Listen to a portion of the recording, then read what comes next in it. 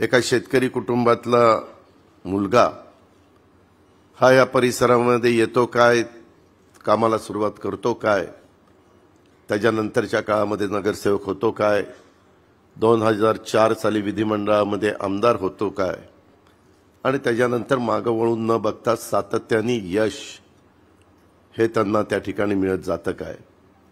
अर्थात तुमच्या सगळ्यांचे आशीर्वाद होते, तुमच्या सगळ्यांचा भरभक्कम पाठिंबा होता, त्यांचे स्वतःचे कष्ट होते, त्यांची जिद्द होती, त्यांची चिकाटी होती।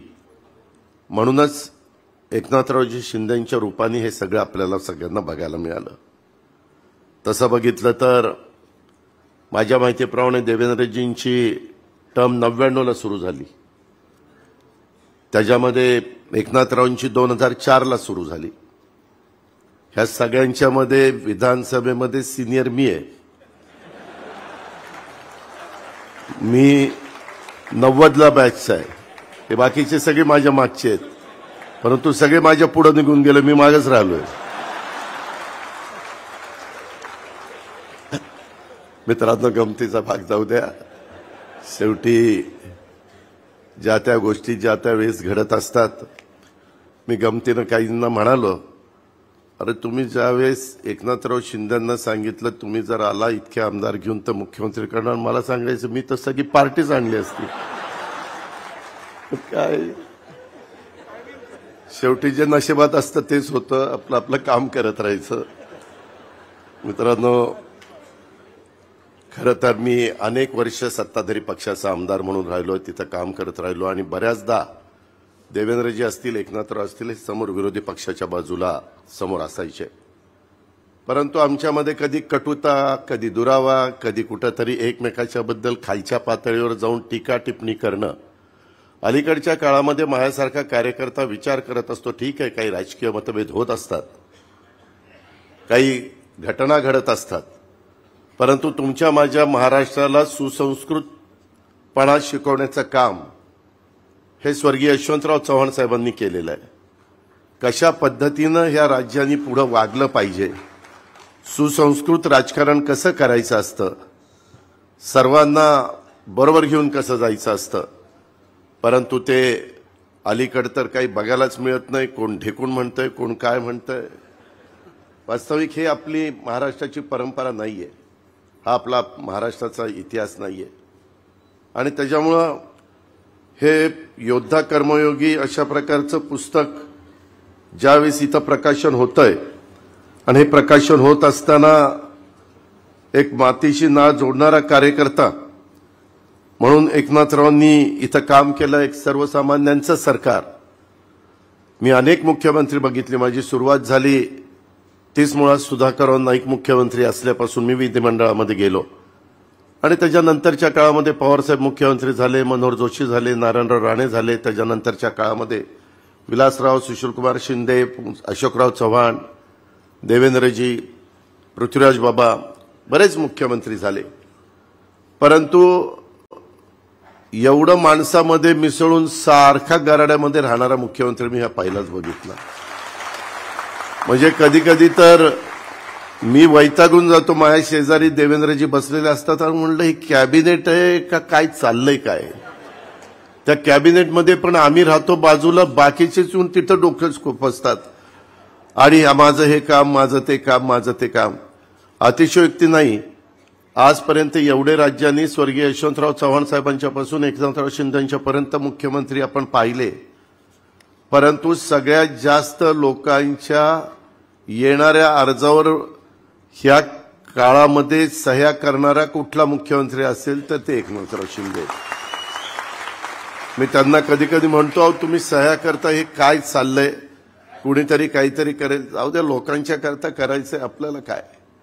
अशा पद्धतीनं त्यांची कामाची पद्धत, अनेक संकट त्यांनी झेलली आजपर्यंत। तुम्हालाही मलाही माहिती आहे, मी त्याच्या खोलात जात नाही। प्रत्येकाच्या आयुष्यामध्ये काळाच्या नियतीच्या पुढे तुमचं माझं काही चालत नाही, आपल्याला त्याच्यातनं सावरावं लागतं आणि पुढे जावं लागतं, आणि त्याच्यातून पुन्हा एकदा समाजाला आधार देण्याचं काम करायचं असतं। आज राज्याचं प्रमुखपद सांभाळत असताना देखील आमच्या सातारा जिल्ह्यामध्ये दरे या मूळ गावी ते सातत्याने जात असतात। त्याच्यामध्ये तिथल्या शेतीत तिथल्या मातीमध्ये काम करताना त्यांचे व्हिडिओ त्यांचे फोटो आम्ही सातत्याने मीडियामध्ये बघत असतो. मला सुद्धा शेतीची आवड आहे. तुम्हाला खोटं नाही सांगत, मी बारामतीला जातो तेव्हा पहाटे 6ला मी माझ्या शेतामध्ये चक्कर मारायला जातो. परंतु मीडियात आमचे एकनाथरावांचे एवढे फॅन नसल्यामुळे आमचा कुठला फोटोच येत नाही. आम्ही आपलं काम करतो आणि परत त्या ठिकाणी जातो, कारण फॉलोइंगच नाही ना आम्हाला, सगळे इकडेच गेले फॉलोइंग.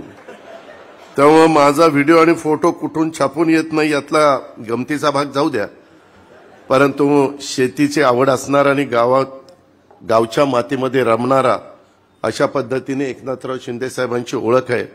आणि महाबळेश्वरच्या एक निसर्ग सौंदर्य नटलेल्या परिसरामध्ये त्यांचं गाव असल्यामुळे तेही अतिशय रमणीय अशा प्रकारचं ठिकाण आहे. मात्र मला कोणाची थोडंसं ऑडिट करायचं नाही आमच्या सहकाराच्या भाषेत, परंतु लेखकांनी पुस्तकातल्या दुसऱ्या प्रकरणामध्ये पान नंबर 14 मुख्यमंत्री महोदयांचं दरेगाव हे सातारा जिल्ह्यातील जावळी तालुक्यामध्ये असं लिहिलं. ते महाबळेश्वर तालुक्यामध्ये. पूर्वी जावळीमध्ये होतं, परंतु आत्ताच्या घडीला ते महाबळेश्वर. काय पालकमंत्री शंभूराज देसाई?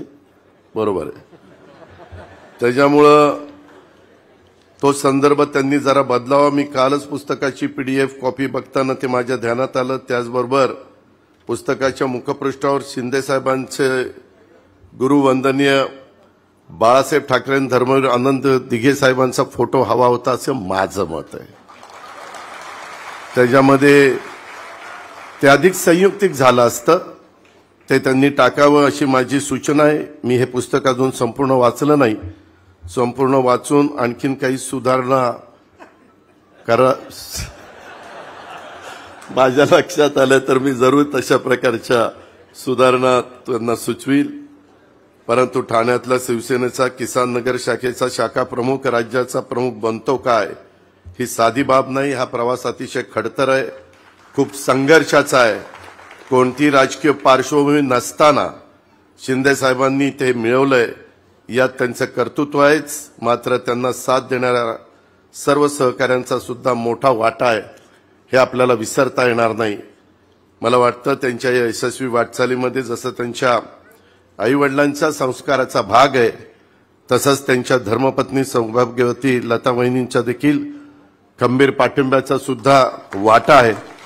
त्यामुळे या निमित्तानं मी सौभाग्यवती लता वहिनींचं देखील मनापासून अभिनंदन करतो.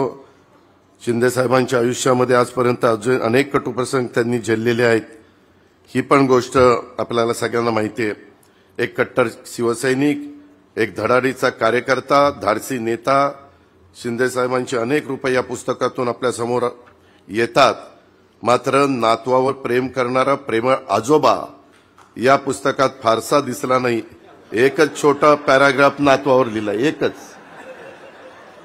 काय मला डॉक्टर प्रदीप ढवळ जरा उदयला विचारायच्या ऐवजी थोडा माझा सल्ला घ्यायचा होता. उदयला मी राष्ट्रवादीचा युवकचा अध्यक्ष केला, नंतर आमदार केला, नंतर मंत्री केला. त्याचा गुरु मी आहे. दीपक केसरकरला मी तिकीट दिलं, त्याला विचारा तोंडावर. प्रवीण भोसले आणि दीपक उपा होता. प्रवीणला म्हणलं चल रे तू सारखा पडतोय, आता दीपकला द्यायचं. झालं की नाही देवगिरीच्या पायरीवर. प्रताप काय, ह्याच्यातली निम्मी अर्धी तर माझीच लोक आहेत. निरंजन डावखरे काय, प्रताप काय, दीपक काय, तिकडं उदय काय. परंतु शिंदेसाहेब असे वाचतात की माझे कधी फोडून नेले कळलंच नाही मला, आणि त्याच्यावर नाही थांबले, नंतर मलाही घेऊन गेले त्यांच्यावर. मित्रांनो जास्त बोलत नाही, कारण राज्यपाल महोदय बोलायचे, बरेच लोक बोलायचे, परंतु खूप चांगला एक वेगळा अशा प्रकारचा कार्यक्रम आज झालेला आहे. शिंदे परिवाराच्या दृष्टीनं पण अतिशय महत्वाचा आहे.